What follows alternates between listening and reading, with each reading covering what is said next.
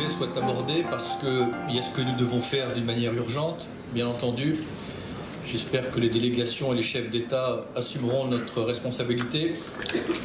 Mais M. Ben Mokhtar et Najat, qui me connaissent, savent qu'il y a toujours quelque chose qui m'obsède, c'est que oui, nous allons avoir besoin pour sortir de cette crise et de ces crises d'instruments économiques, d'instruments technologiques, d'instruments juridiques, institutionnels.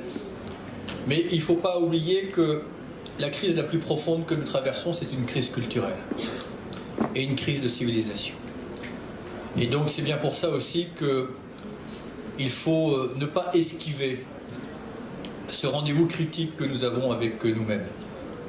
Comprendre comment à un moment nos intentions et nos actions se sont séparées.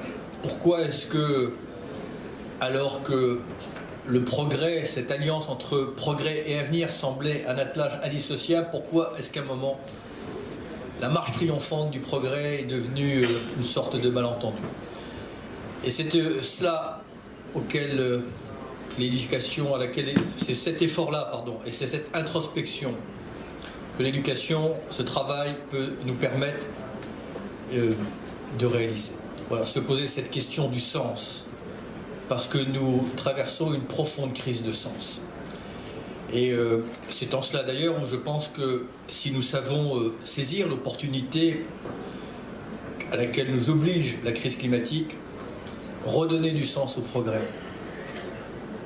redéfinir une vision, replacer l'homme aussi dans sa dimension.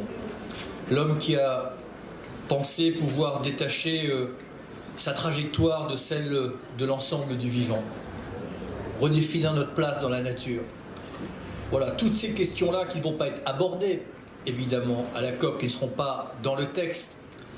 Mais je pense que si justement, grâce notamment à votre mobilisation, nous pouvons faire en sorte que, à l'avenir, ces questions fondamentales soient posées dans le parcours scolaire, à tous les niveaux.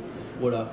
Que l'homme comprenne qu'il n'est pas en dessous, il n'est pas au-dessus. Il fait partie de la nature, il en est la partie consciente. Et il a donc un double privilège. Premier privilège, c'est de faire partie de la vie qui, dans l'univers, n'est pas la norme, elle est l'exception. Deuxième privilège, c'est d'être la partie consciente. Et nous devons donner cette conscience aux enfants notamment. Leur dire, mais regardez l'univers tel qu'il est. Jusqu'à preuve du contraire, nous n'avons pas trouvé la moindre début de commencement de preuve que la vie ait pu cheminer ailleurs. Et nous sommes une petite famille de naufragés, merveilleux, perdus dans l'espace entre deux infinis.